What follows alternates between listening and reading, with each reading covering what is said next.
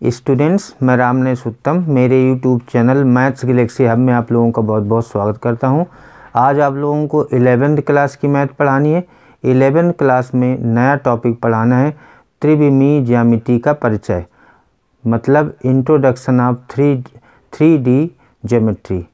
Introduction of 3D geometry में इसको पढ़ने के पहले कुछ बेसिक कॉन्सेप्ट हैं, उसके बाद आप लोगों को एक्सरसाइज 12.1 और 12.2 बताई जाएगी।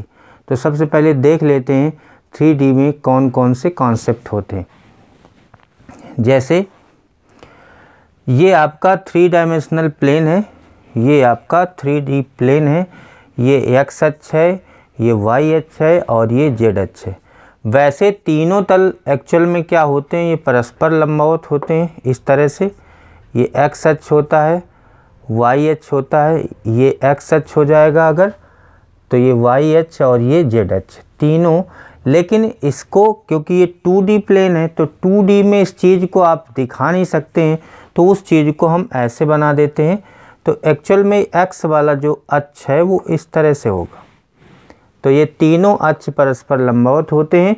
जिनमें 3 अक्ष होते हैं उसको बोलते हैं 3 डायमेंशनल ज्योमेट्री, यानी त्रिविमीय ज्यामिति।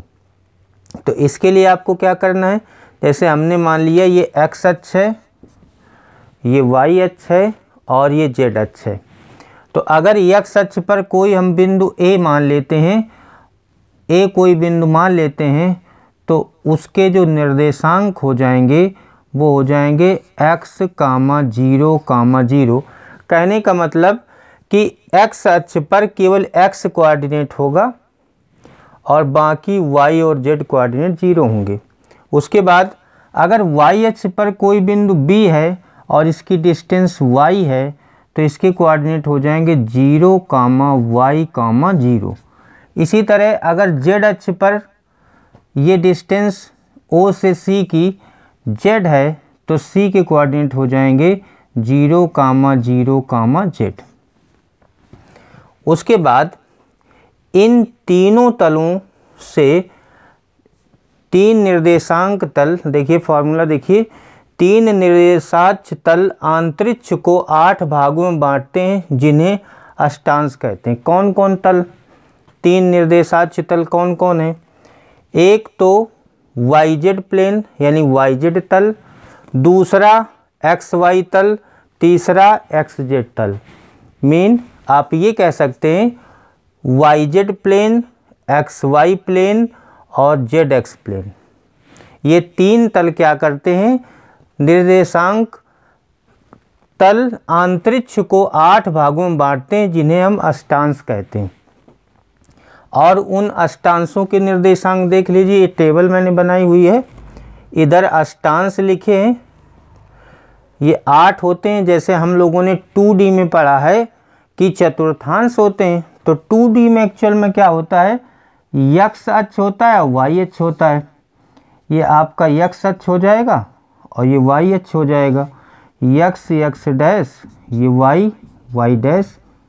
तो ये फर्स्ट क्वाड्रेंट होता है, ये सेकंड क्वाड्रेंट होता है, ये थर्ड क्वाड्रेंट होता है, फोर्थ क्वाड्रेंट होता है। 3D में क्या होता है कि 8 होते हैं, इसलिए इनको अष्टांश कहते हैं। अष्टांश के लिए हमको क्या करना है, ये हमने टेबल बनाई हुई है, ये पहला है, दूसरा, तीसरा, चौथा, इसी तरह 8 बने हुए हैं। ये इसके निर्देशांक हैं। इधर की तरफ अष्टांश लिखे हुए हैं और नीचे की तरफ ये आपके निर्देशांक लिखे हैं। जैसे पहले अष्टांश में तीनों धनात्मक होते हैं, x कोऑर्डिनेट, y कोऑर्डिनेट और z कोऑर्डिनेट। दूसरे में माइनस प्लस प्लस, तीसरे में माइनस माइनस प्लस, चौथे में प्लस माइनस प्लस, पाँचवें में प्लस प्लस माइनस, छठवें में माइनस प्लस माइनस, सातवें में तीनों माइनस, आठवें में प्लस माइनस माइनस। जैसे हम इसमें कहते हैं ये x अक्ष की धन दिशा है, ये x अक्ष की ऋण दिशा है, y की धन दिशा है, y की ऋण दिशा है। इसी प्रकार अगर हम 3D में देखेंगे तो इसके अपोजिट डायरेक्शन में इसकी ऋण दिशा होगी, इसके अपोजिट डायरेक्शन में इसकी ऋण दिशा होगी, इसके अपोजिट डायरेक्शन में इसकी ऋण दिशा होगी। और फार्मूले देख लेते हैं।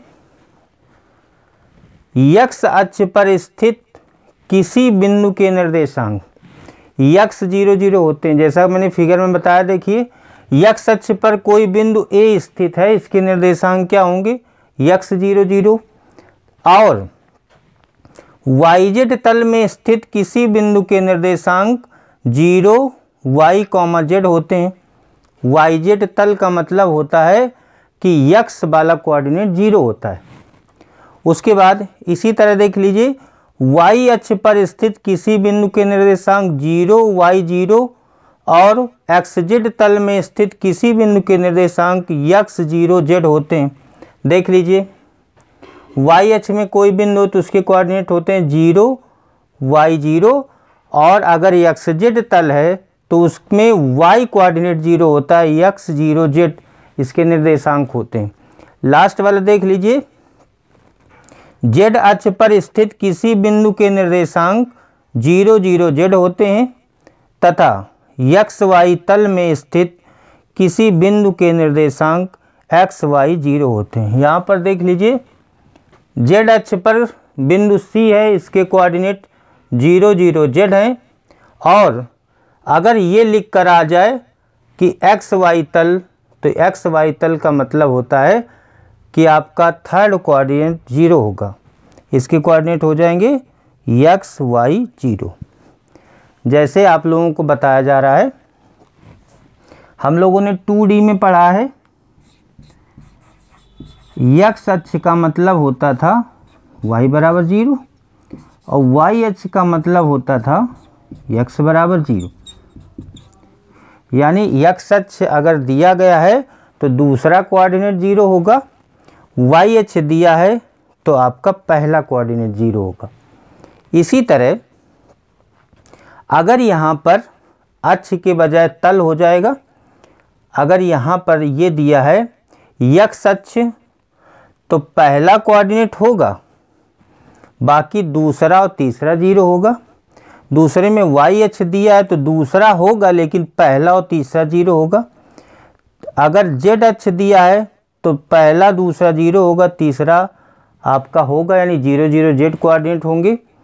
इसी का अपोजिट है, अगर YZ तल लिखा है यानी YZ प्लेन है तो y और z XYZ में जो एब्सेंट है वही 0 हो जाएगा। जैसे YZ तल कह रहा है तो x इसमें नहीं है तो x वाला 0 हो जाएगा, यहाँ हो जाएंगे कोऑर्डिनेट 0 YZ। इसी तरह इसमें देख लीजिए XZ तल है तो XZ में y एब्सेंट है तो इसके निर्देशांक हो जाएंगे x 0 z। तीसरे में देख लीजिए XY तल है तो XY तल में z एब्सेंट है तो इसके कोऑर्डिनेट हो जाएंगे XY 0। यानी जो चीज़ एब्सेंट है, जो तल एब्सेंट है उसके कोऑर्डिनेट 0 हो जाएंगे। एक्सरसाइज 12.1 देखिए, एक्सरसाइज 12.1 और 12.2 आज बताई जाएंगी। सबसे पहले एक्सरसाइज 12.1 के क्वेश्चन देखिए।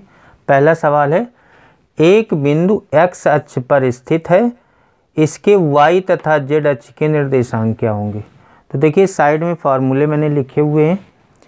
अगर कोई बिंदु x अक्ष पर स्थित है तो उस बिंदु के निर्देशांक होते हैं x, 0, 0।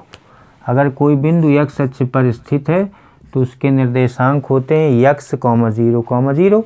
इसका मतलब है कि ये x कोऑर्डिनेट है, ये y कोऑर्डिनेट है, z कोऑर्डिनेट। तो आपसे ये पूछा जा रहा है y निर्देशांक तथा z निर्देशांक क्या होंगे। तो y वाला भी 0 है और z वाला भी 0 है, तो y तथा z निर्देशांक 0 होंगे। आपको लिखना है y तथा z निर्देशांक 0 होंगे। बस ये आपको आंसर में लिखना है। इसका आंसर आपका ये हो जाएगा, पहले वाले का आंसर ये हो जाएगा। उसके बाद दूसरा सवाल है, एक बिंदु XZ तल में है, इसके y निर्देशांक के बारे में आप क्या कहेंगे। ज़रा देखिए XZ तल में क्या होता है। XZ तल ये लिखा हुआ है, इसका y निर्देशांक क्या है ये y निर्देशांक है, 0 होता है। तो अगर कोई y अक्ष पर स्थित किसी बिंदु के निर्देशांक 0 y 0 और xz तल में स्थित किसी बिंदु के निर्देशांक x 0 z होते हैं, तो ये x कोऑर्डिनेट है, ये y कोऑर्डिनेट है, z कोऑर्डिनेट। तो यहाँ पर आपको ये बताना है कि x निर्देशांक y निर्देशांक के बारे में आप क्या कहेंगे। तो आपको लिखना है y निर्देशांक कितना है, देखिए y निर्देशांक आपका 0 है, तो y निर्देशांक 0 है। बस आपको ये लिखना है, इसका आंसर ये हो जाएगा। ये पहले का आंसर, ये दूसरे का आंसर। तीसरे में आपको अष्टांश बताना है, जो टेबल मैंने बताई थी उसको देखकर बताना है। अष्टांश बताइए। देखो तीनों प्लस अगर होते हैं तो पहला होता है, पहला अष्टांश होता है फर्स्ट। अगर प्लस माइनस प्लस है तो ये होता है आपका चतुर्थ, फोर्थ। अगर प्लस माइनस माइनस है तो ये लास्ट वाला होता है, आठवां। और अगर प्लस प्लस माइनस है तो आपका ये पांचवां होता है। माइनस प्लस माइनस है तो छठा होता है। माइनस प्लस प्लस है तो दूसरा होता है। माइनस माइनस प्लस है तो तीसरा होता है। और माइनस माइनस माइनस है तो सातवां होता है। ये सभी अष्टांश बताने थे, तो आपको कोऑर्डिनेट देखकर बताना है कि कौन कैसा है। जैसे इसमें तीनों धनात्मक हैं तो पहला हो जाएगा। धनात्मक ऋणात्मक कैसे पता चलेगा, प्लस प्लस प्लस, ये तीनों प्लस हैं, ये प्लस माइनस प्लस, तो उस टेबल से देखकर आपको बताना है कि कौन सा अष्टांश होगा। अब लास्ट वाले में रिक्त स्थान भरना है। तो पहला रिक्त स्थान है, x अक्ष और y अक्ष दोनों एक साथ मिलकर एक तल बनाते हैं, उस तल को कहते हैं XY तल, उसको कहते हैं XY तल।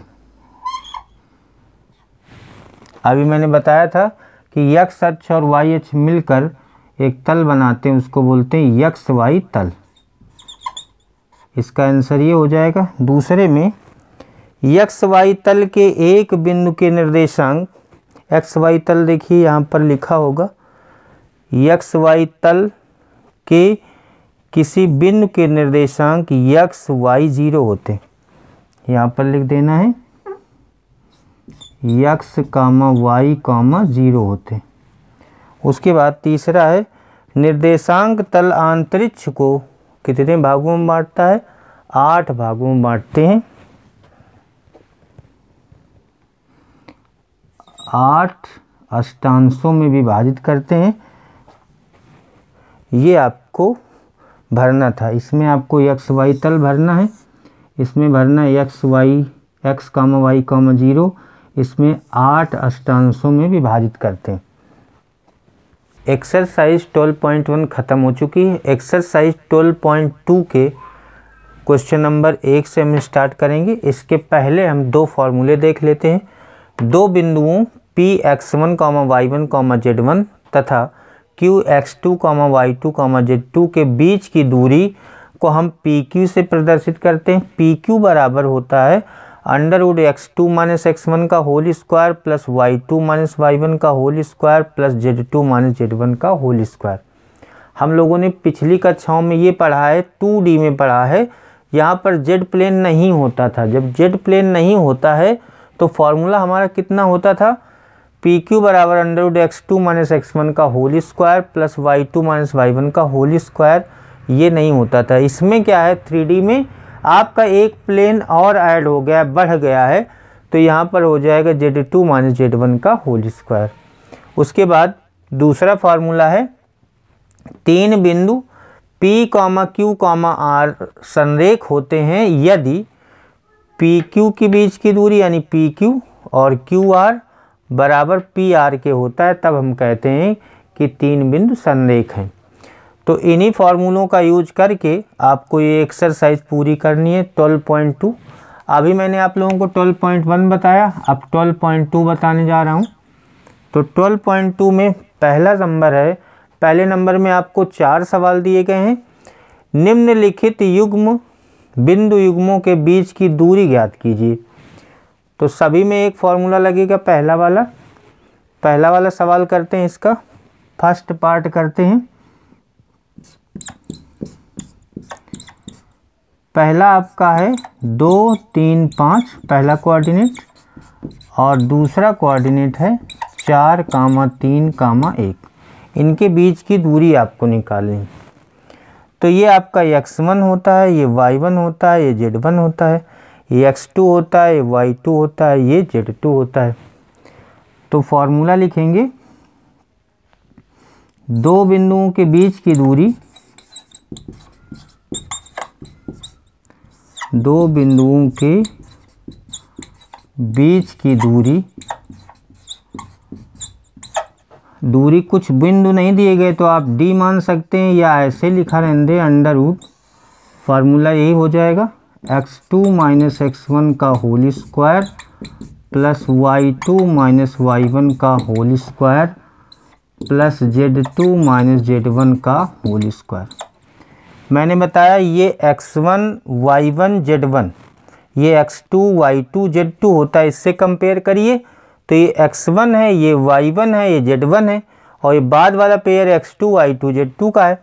तो इस फार्मूले में आपको रखते जाना है सबके मान। तो देखिए d क्या हो जाएगी, d बराबर अंडर रूट, ये x2 देखिए कितना है 4 है, और ये x1 कितना है 2, तो 4 माइनस 2 का होल स्क्वायर हो जाएगा, प्लस y2 देखिए 3 है, और y1 आपका 3 है, तो 3 माइनस 3 का होल स्क्वायर, प्लस z2 आपका 1 है और z1 5 है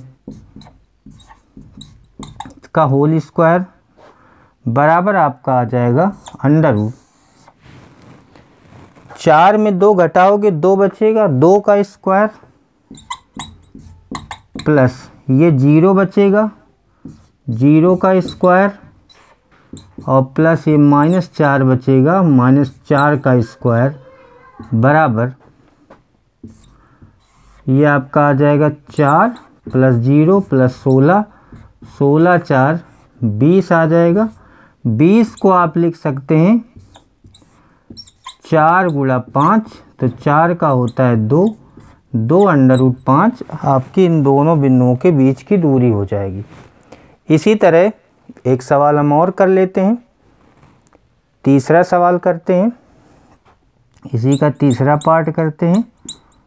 दो बिंदुओं के बीच की दूरी, यहाँ पर देखिए बिंदु कौन कौन दिए गए हैं, -1 3 -4 और 1 -3 4, इनके बीच की दूरी आपको निकालनी। तो पहले बता चुका हूँ कि ये x1 होता है, y1 होता है, z1 होता है, ये x2 y2 z2 होता है। तो d बराबर, सीधे आपको बार बार फार्मूला नहीं लिखना है, फार्मूला देखिए ऊपर लिखा हुआ है, d बराबर x2 माइनस x1 का होल स्क्वायर। ये x2 है, ये x1 है, तो 1 माइनस एक बीच में होता है, माइनस माइनस प्लस 1 का whole square, plus y2 minus y1 -3 का whole square, plus z2 minus z1 का whole square, 4 minus minus plus 4 का होल स्क्वायर, बराबर अंडर रूट 1 प्लस 1 आपका 2 का स्क्वायर हो गया, -3 -6 का स्क्वायर हो गया, और +4 + 4 8 का स्क्वायर हो गया, बराबर अंडर रूट 4 + 36 + 64, तो ये आपका आ जाएगा 104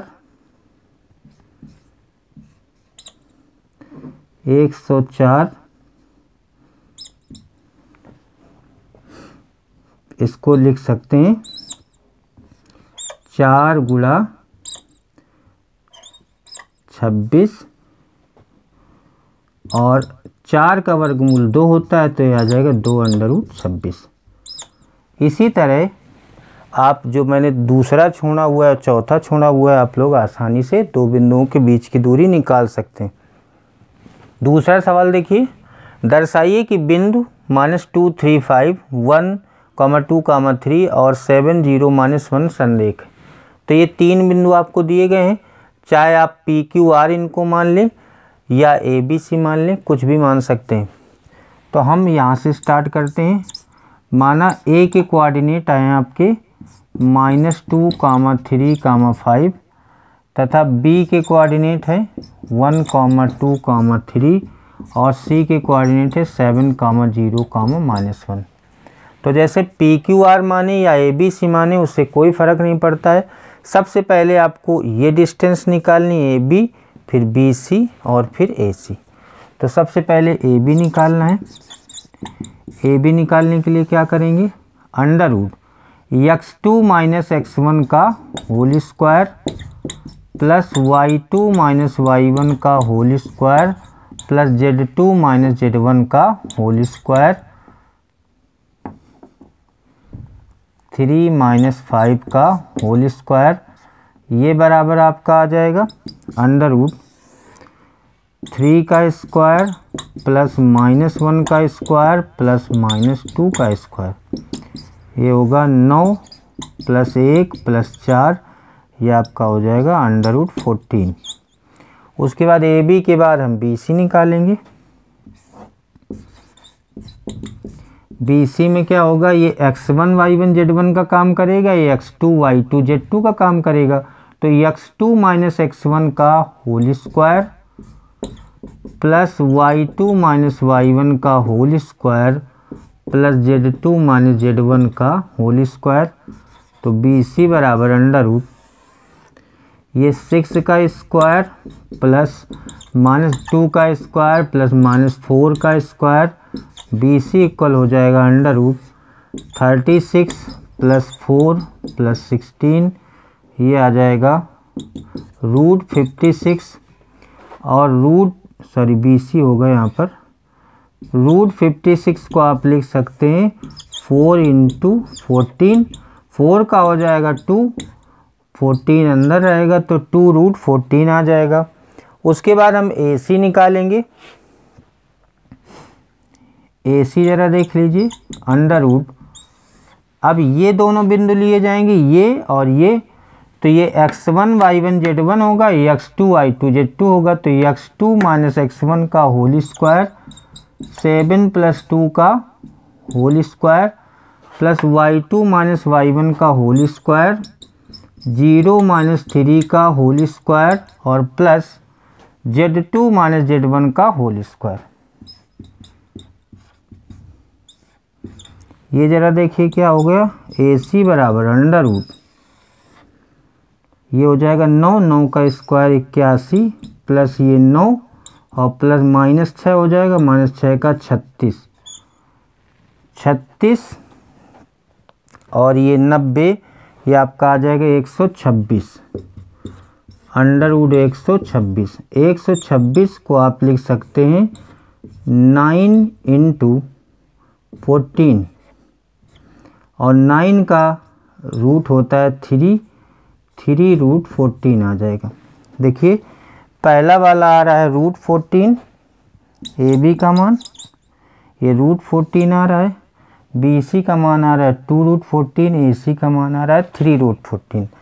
तो AB + BC ऐड किया जाएगा, तो यहाँ पर आ जाएगा AB + BC। AB का मान है √14, BC का मान है 2 √14, तो 2 और 1 3, 3√14 और ये चीज़ देखिए किसके बराबर है, AC के बराबर है, ये बराबर आ जाएगा AC के।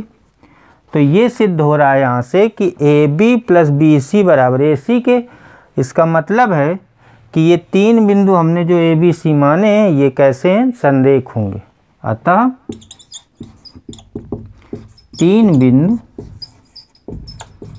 A, B, C संरेख हैं।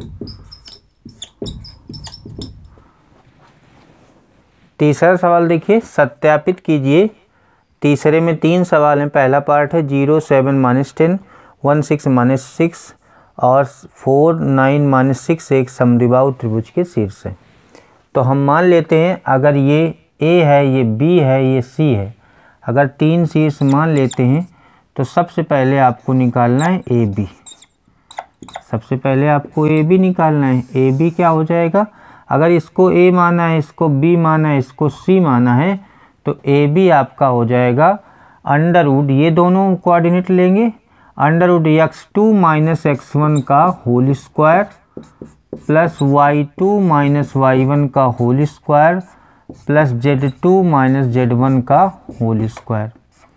ए बी निकाल लेंगे तो ए बी बराबर हो जाएगा अंडर रूट 1 का स्क्वायर प्लस ये -1 का स्क्वायर और ये 4 का स्क्वायर बराबर 1 प्लस 1 प्लस 16, ये आपका आ जाएगा रूट 18। रूट 18 को लिख सकते हो 9 इंटू 2, 9 का 3 हो जाएगा 3 रूट 2। ए बी आपका आ जाएगा 3 रूट 2। उसके बाद बी सी निकालेंगे तो ये दोनों कोऑर्डिनेट लेंगे। बी सी आपका हो जाएगा under root x2 minus x1 का whole square plus y2 minus y1 का whole square plus z2 minus z1 का होल स्क्वायर। तो बी सी बराबर अंडर रूट 3 का स्क्वायर प्लस 3 का स्क्वायर, ये 0 हो जाएगा, प्लस 0 का स्क्वायर, ये होगा 9 प्लस 9 बराबर रूट 18। रूट 18 को लिख सकते हैं 9 इंटू 2 बराबर आ जाएगा 3 अंडर रूट 2। उसके बाद ए सी निकालेंगे। ए बी बी सी और ए सी निकालते हैं। ए सी निकाल लो या सी ए निकाल लो। Under root x2 minus x1 का whole square plus y2 minus y1 का whole square plus z2 minus z1 का होल स्क्वायर, ये हो जाएगा 4 का स्क्वायर 16 प्लस ये 2 का स्क्वायर 4 और 4 का स्क्वायर 16, ये आ जाएगा 36। 36 आ जाएगा, वर्गमूल इसका 6 आ जाएगा।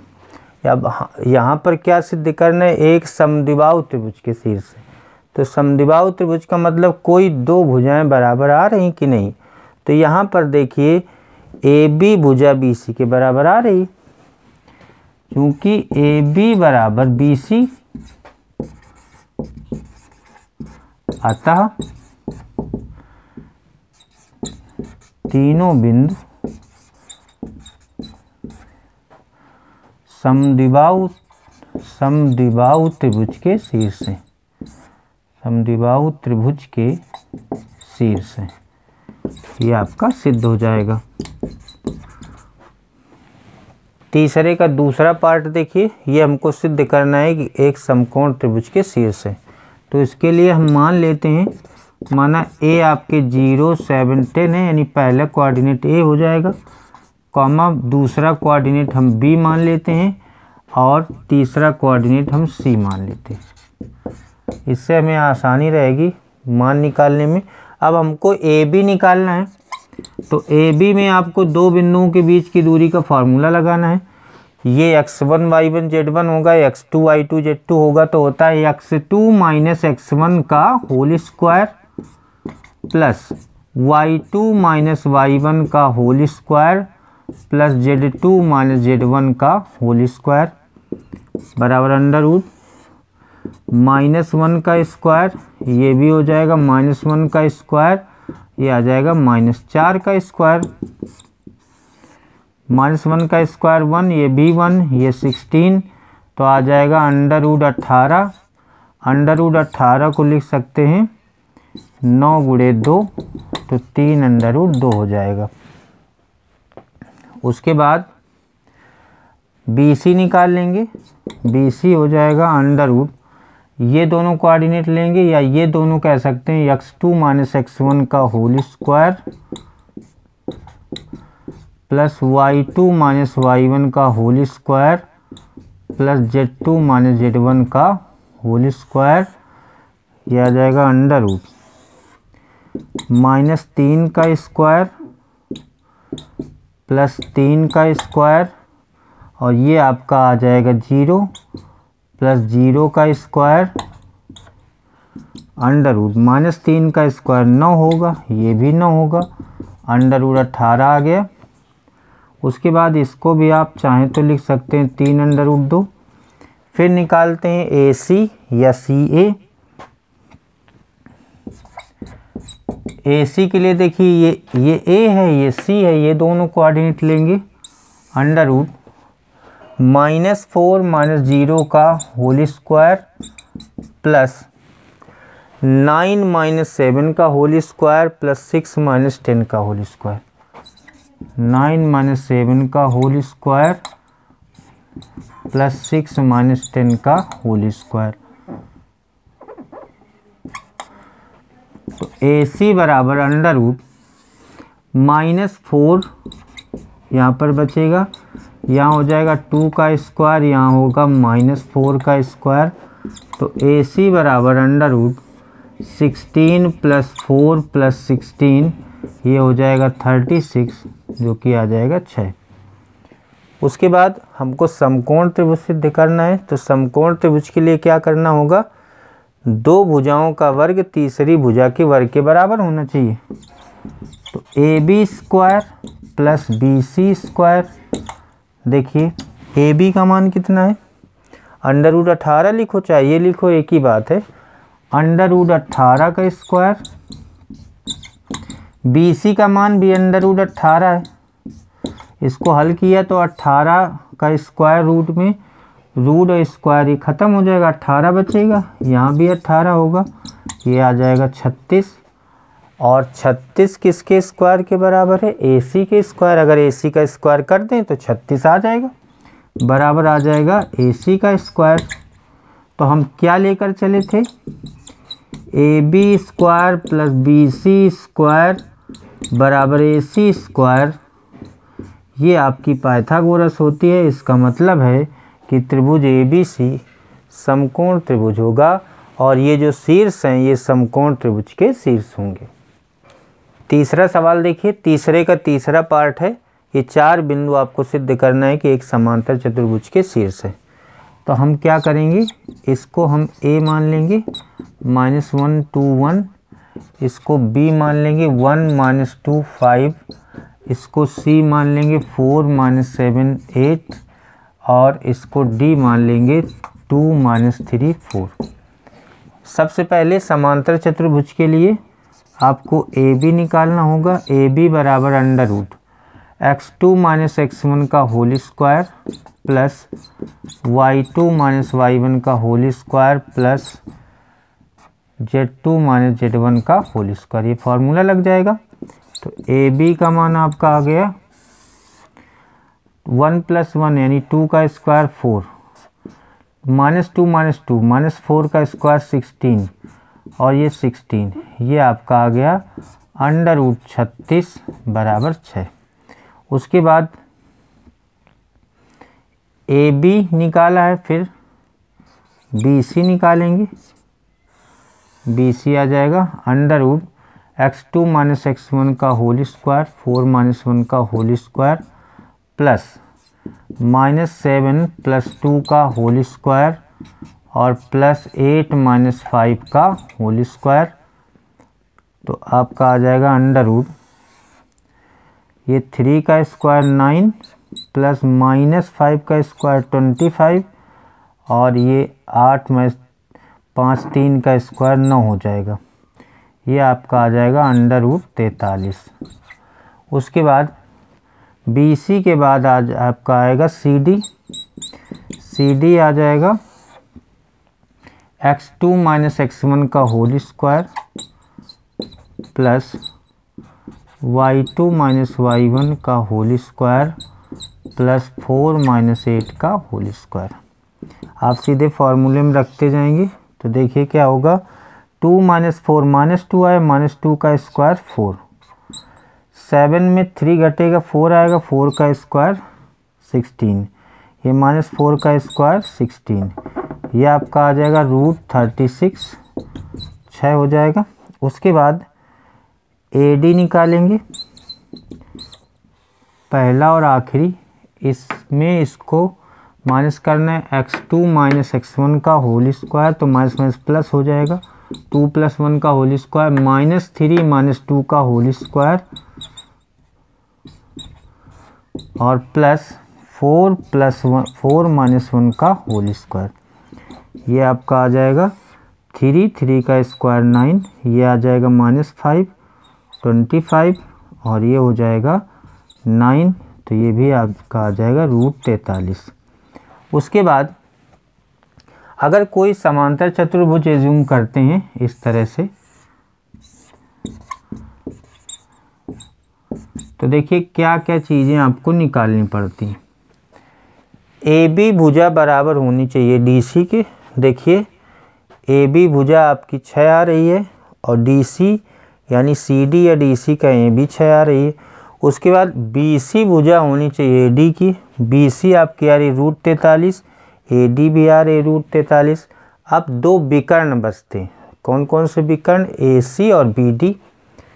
तो विकर्ण यहाँ पर लिखेंगे विकर्ण AC बराबर √ A और C लेना है, तो ये x2 माइनस x1 का होल स्क्वायर 4 + 1 का whole square plus y2 minus y1 का होल स्क्वायर -7 माइनस 2 का होल स्क्वायर और प्लस z2 माइनस z1 का होल स्क्वायर। इसको सॉल्व करेंगे √ 5 का स्क्वायर 25 प्लस 81 प्लस 49, तो आपका आ गया, ये आपका आ गया 130 और 25 155 आ जाएगा। उसके बाद दूसरा विकर्ण है BD, तो यहाँ पर लिखेंगे विकर्ण BD बराबर √ B यहाँ है, D यहाँ है, x2 माइनस x1 का होल स्क्वायर 2 माइनस 1 का whole square plus y2 minus y1 का होल स्क्वायर -3 + 2 का whole square plus z2 minus z1 का होल स्क्वायर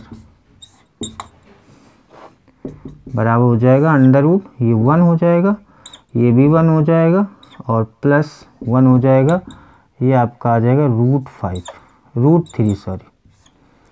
तो यहाँ पर देख रहे हैं कि विकर्ण AC बराबर नहीं है BD के और बाकी समांतर भुजाएं बराबर हैं, तो AB DC के बराबर है, BC AD के बराबर है और विकर्ण AC बराबर नहीं है विकर्ण BD के। अतः दिए गए बिंदु समांतर चतुर्भुज के शीर्ष हैं। यही आपको प्रूफ करना था।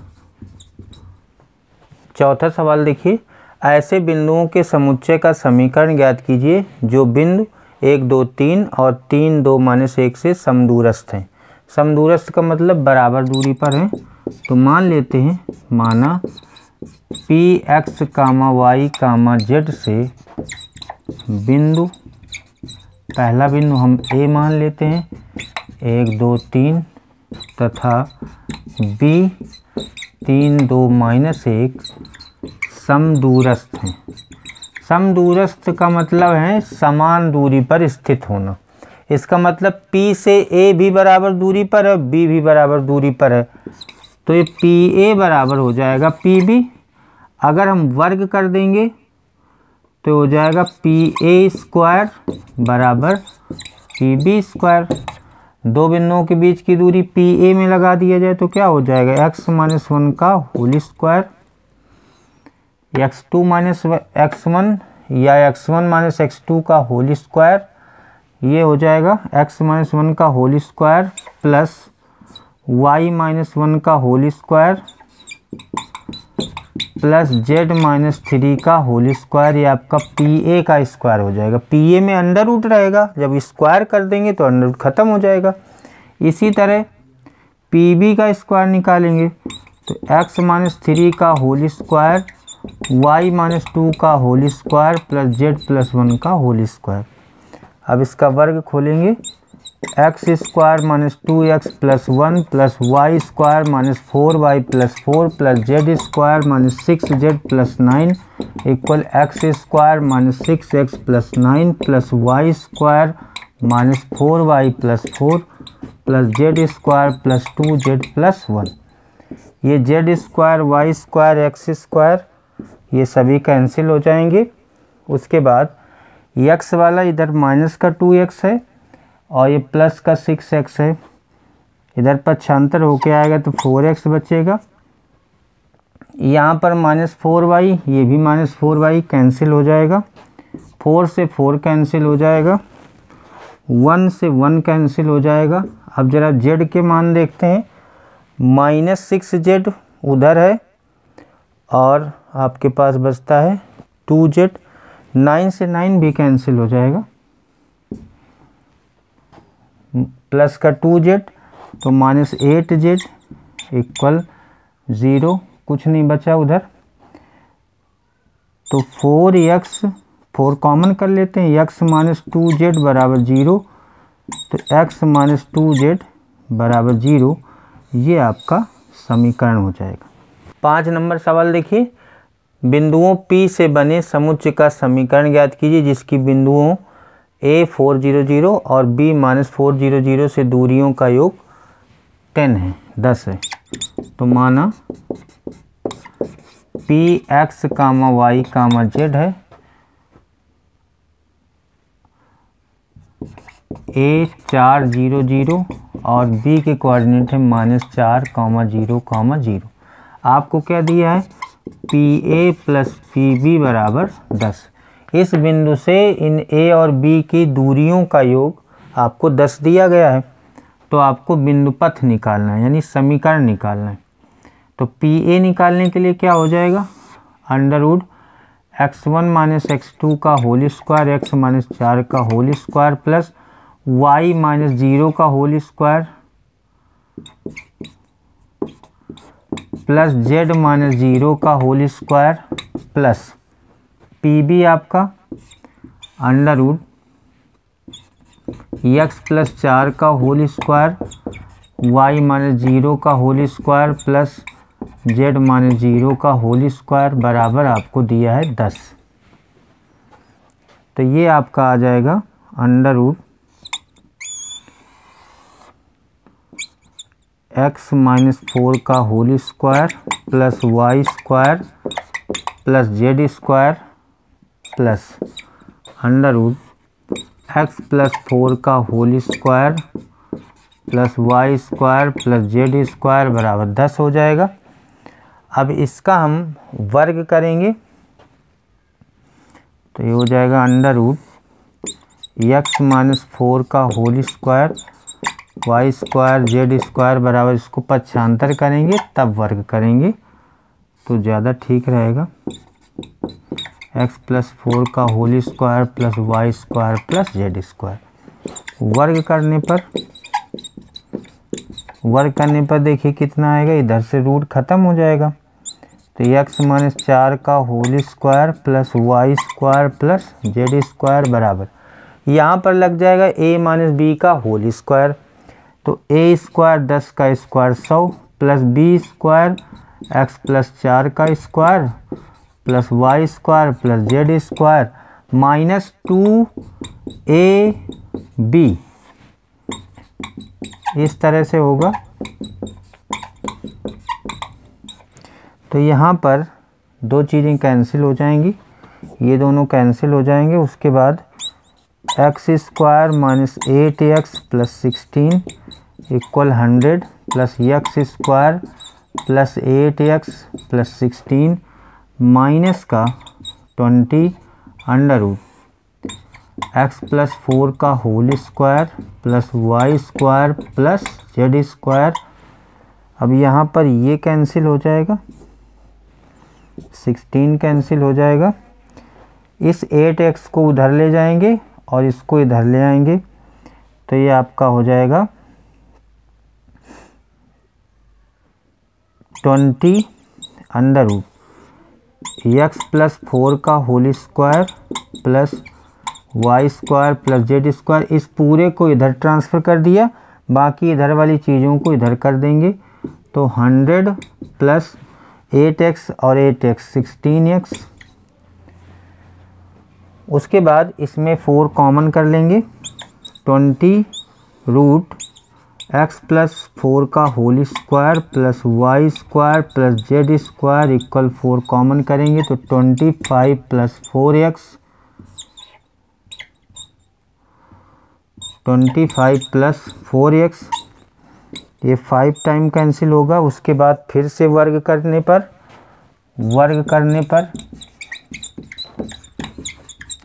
करने से देखिए क्या बचेगा, यहाँ पर आ जाएगा 25, इसका रूट ख़त्म हो जाएगा। x प्लस 4 का whole square plus y square plus z square बराबर, इधर लगेगा a प्लस बी का होल स्क्वायर, तो हो जाएगा 25 का square 625 plus 16x square plus 200x, अभी आ जाएगा 25, इसका वर्ग खोल लेंगे x square plus 8x plus 16 plus y square plus z square बराबर 625 plus 16x square plus 200x। 25 का गुणा कर देंगे, 25x square plus 200x plus 400 plus 25 y square plus 25 z square बराबर 625 plus 16x square plus 200x, ये cancel हो जाएगा।